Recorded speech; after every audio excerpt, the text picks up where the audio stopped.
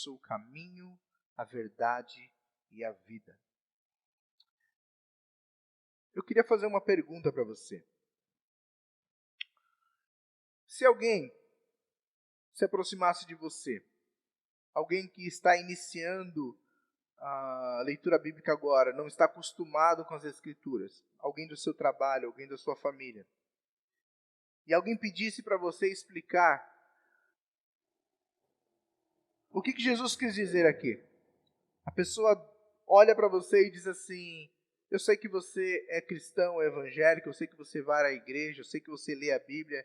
Eu queria saber o que Jesus quis dizer aqui em João 14, capítulo 6, eu sou a verdade. E fizesse essas perguntas para você. Que verdade é essa? Do que é que Jesus está falando? Agora pense um segundinho aí. O que você diria para essa pessoa? O que você diria? O que Jesus está falando quando ele diz, eu sou a verdade? Porque, com certeza, Jesus não está apenas jogando conversa fora. Com certeza, Jesus não está apenas dizendo palavras como quem quer se despedir de alguém. Jesus está dizendo palavras profundas, significativas, palavras do reino. E a pergunta é, o que você diria para essa pessoa? Qual é a sua resposta?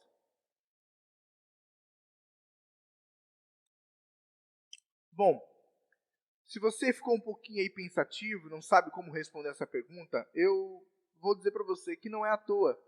Porque, de fato, a verdade, não uma verdade, mas a verdade, dizer a verdade, é algo muito complicado. Porque o que é a verdade? O que é a verdade? Levando em consideração que Jesus, no contexto onde ele estava, na época onde ele estava, influenciado por pelo menos 3 tipos de culturas, verdade é uma palavra muito complexa. Então eu vou pedir a sua paciência, porque nós precisamos de fato falar sobre isso, para que você entenda o que Jesus quis dizer quando ele disse, eu sou a verdade. Qual era o impacto dessa declaração? O que significava para o ouvido daqueles que estavam diante dele? Não foi apenas uma palavra que Jesus falou. Possivelmente, quando Jesus diz, eu sou a verdade, se havia alguém passando por perto e ouve uma coisa daquela, a pessoa imediatamente pararia. Ia querer ouvir o resto da história, porque essa declaração era muito profunda. Então, vamos lá, eu vou caminhar com você por aqui, para você entender o que Jesus quis dizer. Então, a primeira coisa que você tem que saber é que essa palavra, a verdade, dependendo da cultura em qual ela é dita, ela tem um significado, ela tem um sentido, ela tem uma percepção, tem uma forma de ser recebida, uma forma de ser interpretada. Vamos pegar, por exemplo, aqui 3 culturas. Os hebreus, a cultura hebraica, os romanos e os gregos.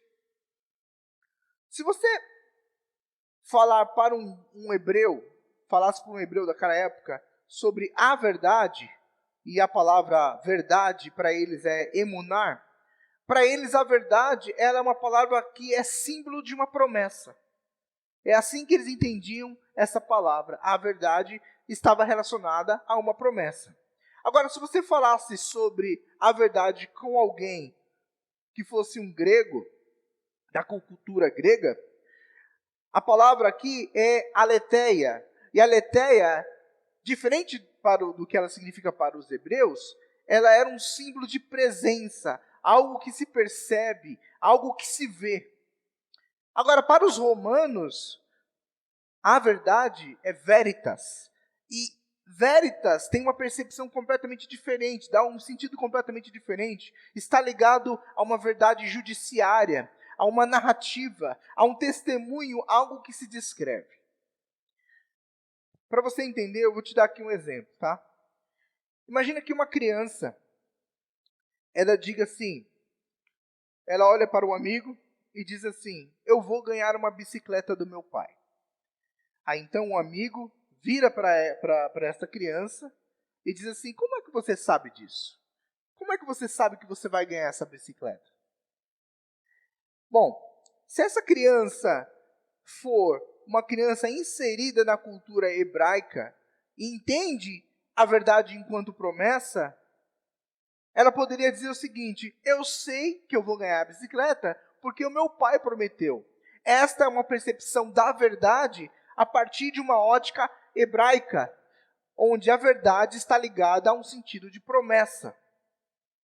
Agora, se essa criança diz o seguinte: eu sei que eu vou ganhar uma bicicleta porque a minha mãe me contou. Esta já é uma criança que está respondendo com uma perspectiva romana, porque a perspectiva da verdade que ela tem, ela parte de um testemunho de quem presenciou o fato. A mãe viu, conversou com o pai, testemunhou e está compartilhando com aquela criança. Agora, se aquela criança responde: eu sei que vou ganhar uma bicicleta, porque eu vi a bicicleta atrás do móvel. Eu sei que tem uma bicicleta escondida aí.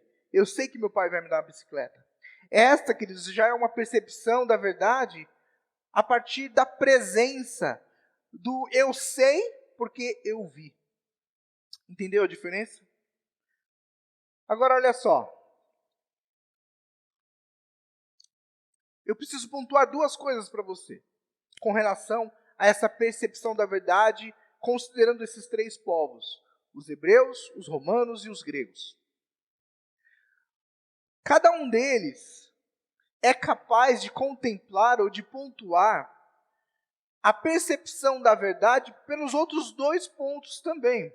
Porém, eles têm uma ênfase em um dos significados, como nós falamos aqui. E a segunda coisa que eu tenho que te dizer é que cada uma dessas percepções também se refere a uma dimensão no tempo. Está vendo como que é complicado falar sobre verdade? Depende da cultura que você está falando sobre isso. Por exemplo, a verdade, quando ele tem uma narrativa ou um foco numa cultura romana, por exemplo, quando a verdade é veritas, ela tem o seu foco no passado. Ou seja, algo que alguém presenciou. É um testemunho de fatos do passado. Já quando a verdade está inserida num contexto de uma cultura hebraica, onde verdade não é mais veritas, mas é emunar, ela dá ênfase àquilo que vai acontecer. Ela dá ênfase àquilo que foi profetizado ou foi prometido por alguém. Porque lembre-se que dentro da cultura hebraica, a verdade está ligada, ela dá uma ideia, ela tem o foco em uma profecia, e algo que vai se cumprir, algo que foi prometido. Agora, note bem, na cultura grega, a verdade, a aletheia, ela tem um sentido de algo que está em desvelamento. Exatamente essa palavra estranha, desvelamento. Eu estou usando essa palavra propositalmente. Ou desencobrimento. E por que eu estou usando essas palavras esquisitas? Desvelamento ou desencobrimento. Por quê? Porque aletheia é a junção de um prefixo a com let. Na verdade, esse let significa esquecimento. E como é que você faz o contrário do esquecimento? Você acrescenta um prefixo que é a. E esse a, ele nega a outra parte da palavra.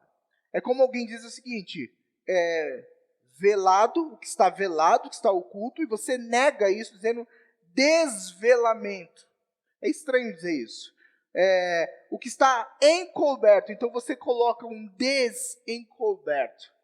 Assim como a gente faz com informação, qual o contrário? É uma desinformação. Entendeu? Isso é o que a aletheia quer dizer para nós. Portanto, se a verdade para os romanos é algo do passado, algo ligado a uma narrativa do passado, se para os hebreus a verdade, emunar, é algo que está ligado ao futuro, uma promessa, já para os gregos, está relacionada ao presente, está relacionada àquilo que está se vivendo, àquilo que está se dando testemunho naquele momento. É como quem diz assim: olha, eu dou testemunho neste momento porque eu estou experimentando isso agora. nesse exato momento. Está entendendo como é complicado você simplesmente dizer a verdade, mas sobre que ponto de vista? Em qual contexto você está dizendo isso? E é importantíssimo a gente levar isso em consideração, porque aí você deve estar se perguntando assim, mas qual dessas aí Jesus falou? Ora, o Novo Testamento foi escrito em grego. Portanto, Jesus, quando ele diz, eu sou a verdade, eu sou a verdade, ele está dizendo, eu sou a aletheia. É isso que ele está dizendo para nós. E aí agora nós começamos então a tentar entender um pouco mais o que Jesus quis dizer. Jesus, ele está na verdade, quando ele diz, Mauricião, eu sou a verdade, ele está dizendo que esta verdade, ela está relacionada ao Pai. Porque ele está falando sobre a verdade com relação ao Pai. E ele nos mostra o Pai. Olha só, para você entender isso, eu preciso ler 3 textos para você. 3, 4 textos. Olha só, em João capítulo 1, verso 18, está escrito assim, ninguém jamais viu a Deus, mas o Deus unigênito que está junto ao Pai o tornou conhecido. Ninguém nunca viu a Deus, mas o Deus unigênito, esse sim foi conhecido, esse foi visto. Vamos caminhar um pouco mais. Em João 10:30, Jesus diz assim, olha, eu e o Pai somos um. Eu e o Pai somos um. Vamos caminhando, vamos progredindo nesse mesmo raciocínio. Em João capítulo 14, verso 8 e 9, é quando o Felipe faz aquela pergunta para Jesus. Fala, Jesus, mostra para a gente onde é que está o Pai. Mostra o Pai para a gente quer conhecer o Pai. Aí Jesus diz para ele assim, você não me conhece, Felipe. Mesmo depois de eu ter estado com vocês durante tanto tempo, quem me vê, vê o Pai. Como é que você pode dizer, mostra-nos o Pai? Não faz sentido, é como se a minha filha estivesse em casa, sei lá, sob o efeito de algum medicamento que a deixasse um pouco fora da realidade, e ela me confundisse com um tio, e dissesse assim, olha, cadê meu pai? Me chama lá o meu pai que eu quero conversar com ele. E eu diria para ela, como assim, Melissa, chama o pai? Estou com você aqui desde manhã, desde que você acordou, preparei o café da manhã para você. Ah, é o senhor, papai? Sou eu. Em João capítulo 14, verso 6, Jesus diz, eu sou a verdade. Agora, a construção que a gente faz a partir desses textos é o seguinte, que quando Jesus ele diz o seguinte, que ele é a verdade sobre o Pai, ele está querendo dizer para nós o seguinte, meu amado, essa palavra em todo o seu, apesar de toda a sua complexidade, mas também profundidade, ele está dizendo que ele é a verdade visível e perceptível do único Deus. Ele está dizendo que ele é a presença viva do grande eu sou. Ele está dizendo que ele é o testemunho daquele que é o alfa e o ômega. Ele está dizendo que ele é o Deus encarnado. É isso que quer dizer.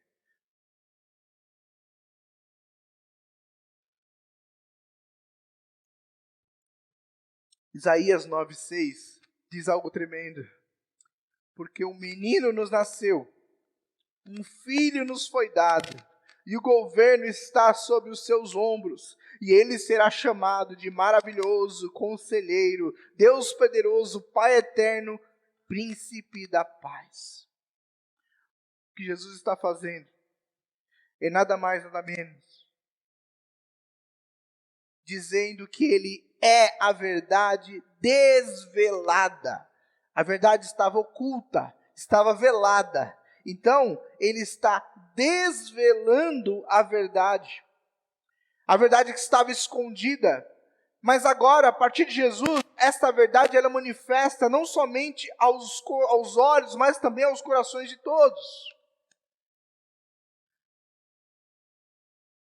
Então, a primeira coisa que você pode responder quando alguém disser para você, olha, eu estou lendo João 14, verso 6, e Jesus diz, eu sou o caminho. O caminho eu entendi porque eu participei do culto da Comunidade de Redenção domingo passado, e o Leandro nos explicou o que significa o caminho. Mas agora, Jesus também diz, eu sou a verdade, e eu queria entender o que quer dizer, eu sou a verdade.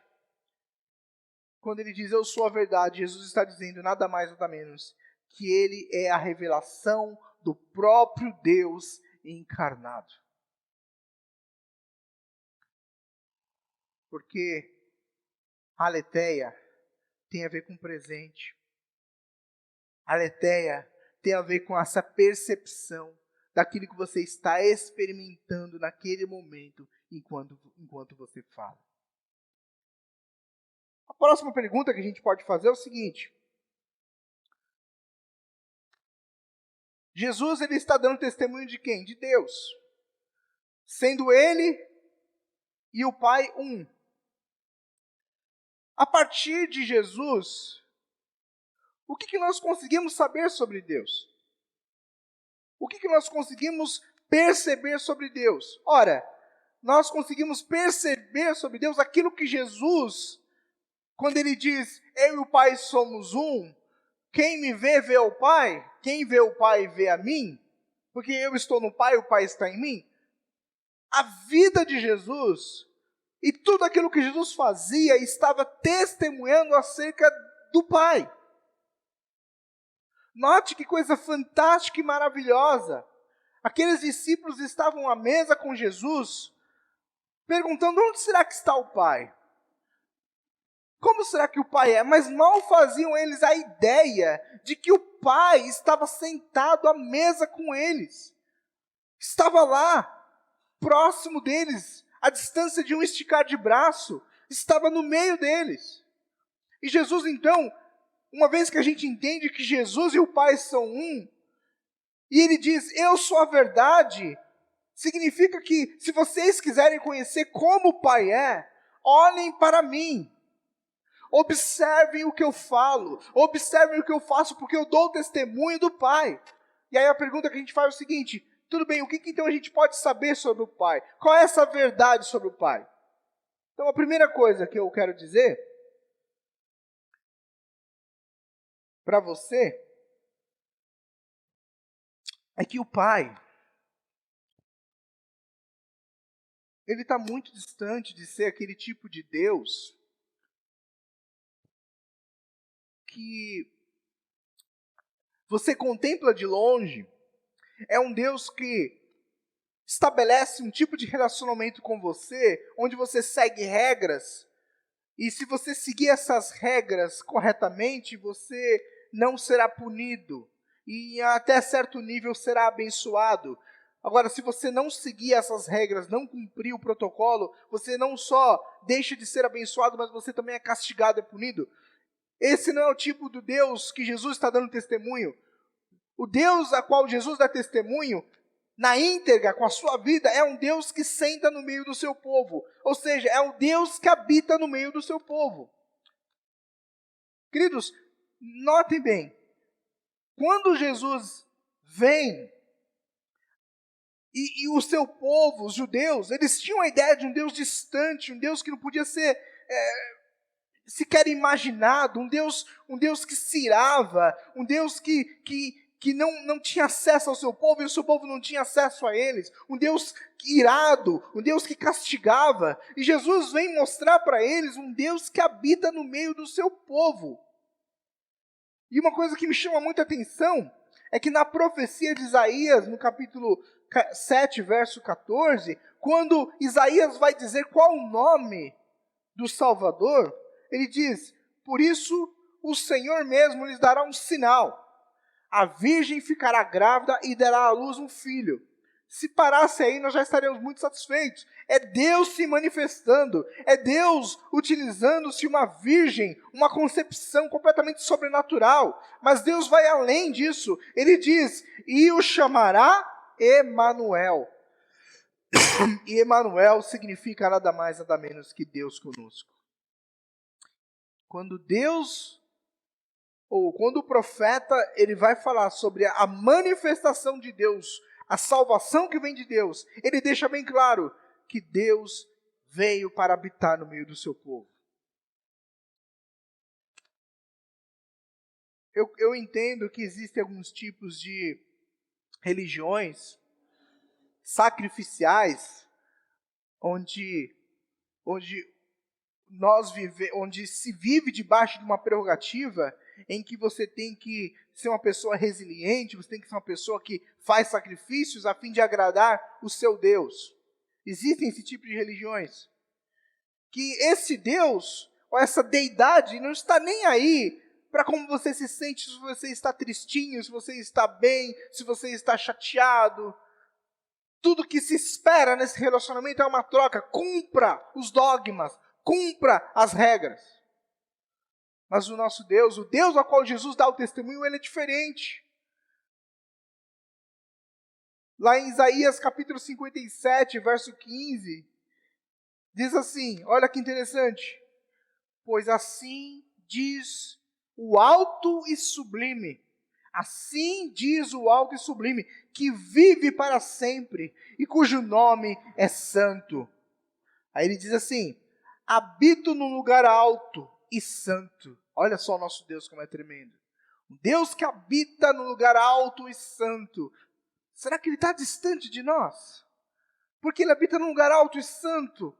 Como podemos alcançar esse Deus que é santo, que habita num lugar alto e santo?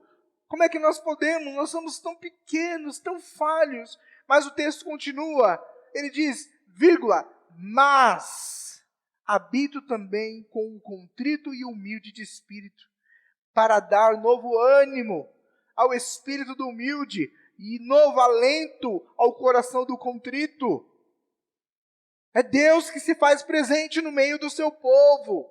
Esquece essa ideia de um Deus distante. Esquece a ideia de um Deus que não pode ser alcançado. Porque Jesus, que é a verdade sobre o Pai, uma verdade que pode ser experimentada hoje, ele nos mostra que Deus é acessível.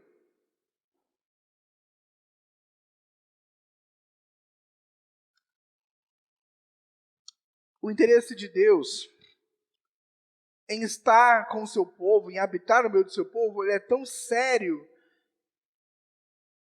que quando ele descreve qual é o seu plano, qual é o seu propósito, lá na frente, ele não exclui detalhes de como vai ser o nosso relacionamento com ele. Ele diz lá em Apocalipse 21:3, ouvi uma forte voz que vinha do trono e dizia, agora o tabernáculo de Deus está com os homens, com os quais ele viverá. Eles serão os seus povos. O próprio Deus estará com eles e ele será o seu Deus. Então, qual que é a primeira lição que a gente tem disso aqui? O que a gente entende a partir do que Jesus nos ensina? Esta verdade que Jesus está nos mostrando, a verdade é que nosso Deus é um Deus presente. O nosso Deus não é um Deus distante. O nosso Deus não é uma divindade que fica no mais alto, santo dos santos, longe de nós, num lugar onde não podemos alcançar. E que nós devemos ficar aqui, olha, pelo menos ele não nos destrói. Deus se move em direção a nós. Que é a segunda coisa que eu quero dizer para você. O nosso Deus é um Deus que vem em nossa direção. E é incrível que nós encontramos pessoas que se sentem completamente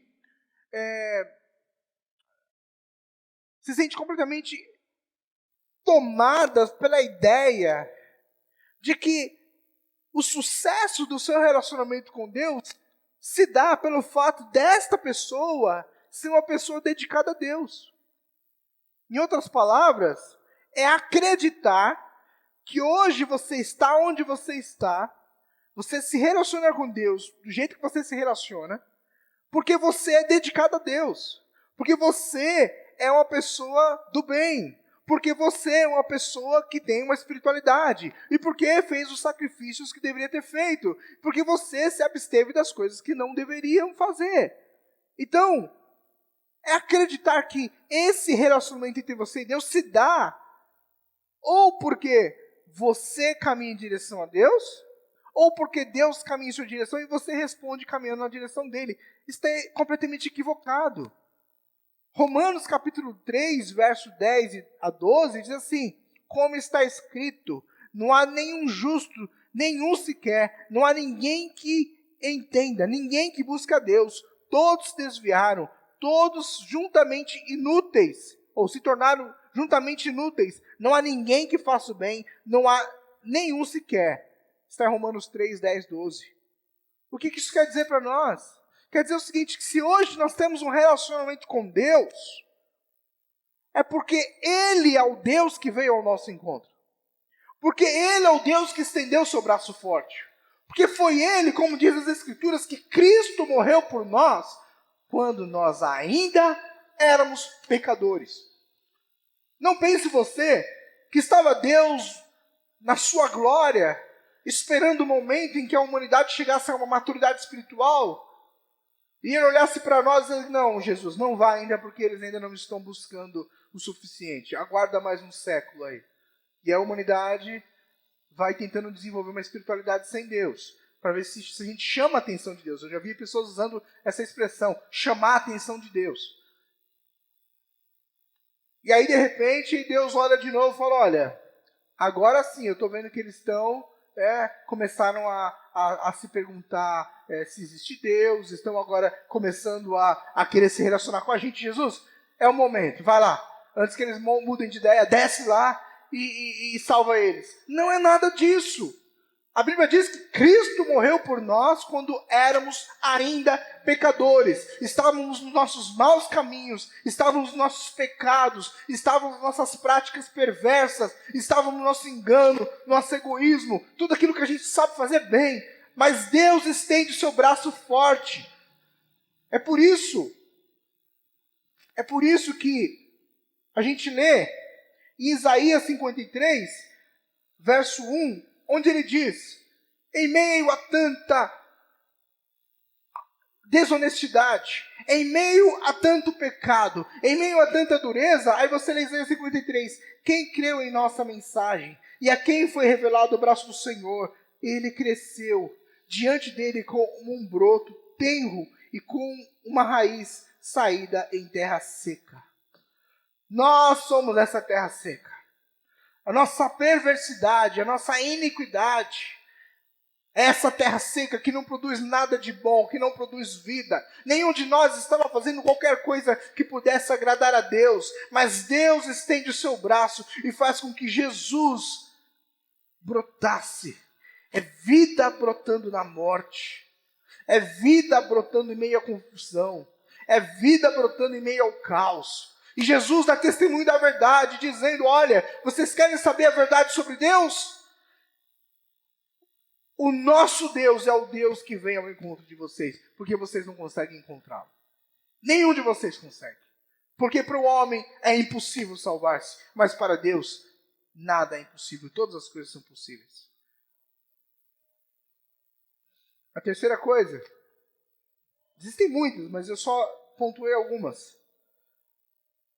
A terceira coisa que nós aprendemos com o testemunho de Jesus, que o nosso Deus ele está envolvido num relacionamento conosco, naquele relacionamento condescendente de alguém que é extremamente superior e despreza aquele que está do outro lado da mesa, naquele relacionamento de um Deus que se segura para não pesar a mão sobre nós por causa do asco que ele tem, por conta dos nossos pecados. Mas Jesus nos mostra que tudo que Deus faz é porque Ele ama.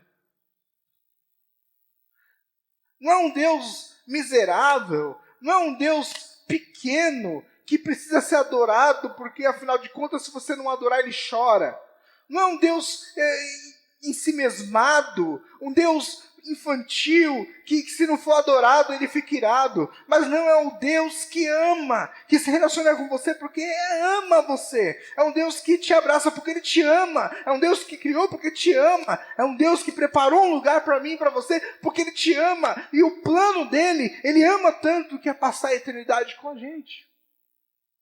O amor, inclusive, capaz de fazer com que o próprio Filho fosse sacrificado em nosso lugar. Porque quando Jesus vai para a cruz, e se você perguntar a Jesus, por que o Senhor está indo para a cruz? Eu iria dizer para você, porque o Pai ama. E eu ir para a cruz é a expressão do amor de Deus. É como Deus diz para mim e para você: eu te amo. E as Escrituras nos dizem: aquele que nem mesmo o seu próprio filho poupou, antes mesmo o entregou por vós. Aí ele diz: não vos dará também com ele todas as outras coisas? Jesus é o Deus que ama. Em qualquer religião, querido, o sacrifício quem faz é aquele que serve. Se você é membro de uma religião ou de uma tribo indígena que venera e que adora a natureza, o sol, a chuva, os trovões, você precisa providenciar sacrifícios, precisa se vestir de uma determinada maneira, você precisa trabalhar de determinado modo, você precisa abrir mão de determinadas coisas, porque é um relacionamento sacrificial. Só que quem faz sacrifício somos nós.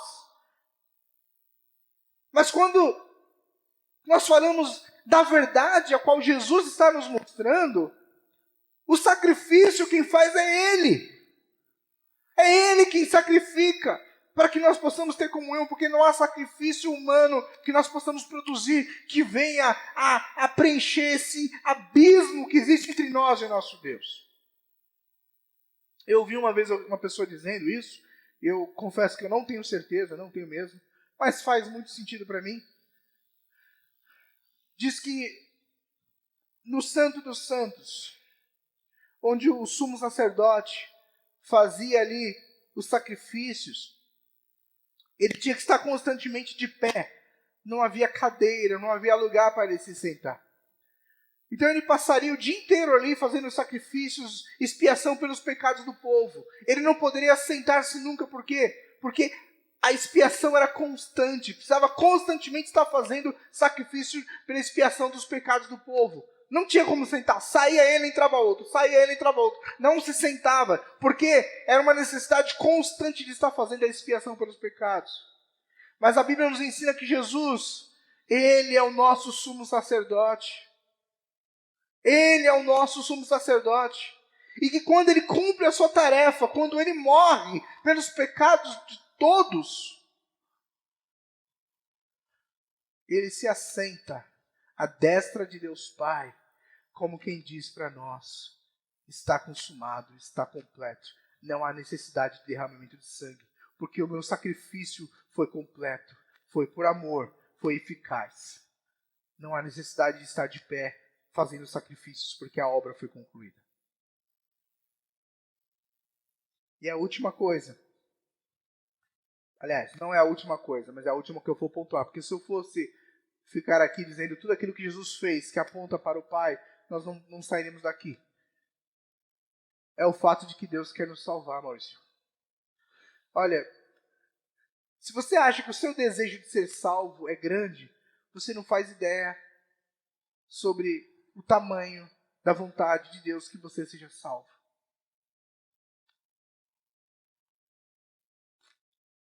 Primeira Timóteo, capítulo 2, 3 e 4, diz assim: isto é bom e agradável perante Deus, nosso Salvador, que deseja que todos os homens sejam salvos e cheguem ao conhecimento da verdade. Esse é o desejo de Deus, que nós venhamos ao conhecimento da verdade. Verdade essa que é testemunhada por Jesus. É por isso que nós cristãos temos Cristo. Temos Cristo. Não existe cristianismo sem Cristo. Qualquer religião que nega Cristo, nega o próprio Deus. Qualquer religião que diminui o Cristo, diminui o próprio Deus, porque ele diz: eu e o Pai somos um. Quem me vê, vê o Pai. Eu gosto muito, muito, muito das palavras do apóstolo Pedro. Acho que foi Pedro que disse isso. Quando ele vai dar testemunho sobre Jesus, ele diz o seguinte: que nós não vos viemos saber a respeito da glória do nosso Senhor Jesus Cristo. Eu não me lembro bem o texto. Puxa, que não me lembro agora. Através de fábulas artificialmente compostas por homens. Mais ou menos isso. Aí ele diz: nós mesmos vimos a sua majestade. nós vemos a majestade. Majestade é aquele que é rei, aquele que é Senhor. Portanto, meus amados,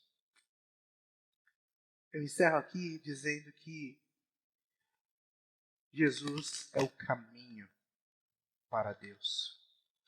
Jesus é a verdade sobre Deus. Quer saber como Deus é? Olha para Jesus. Veja Jesus. Ouça Jesus. Escute o que ele tem a dizer. Porque tudo que Jesus fez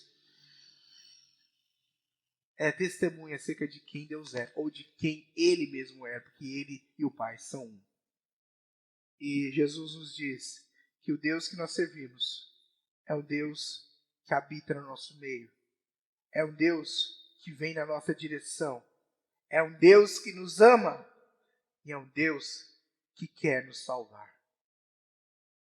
Glórias a Deus.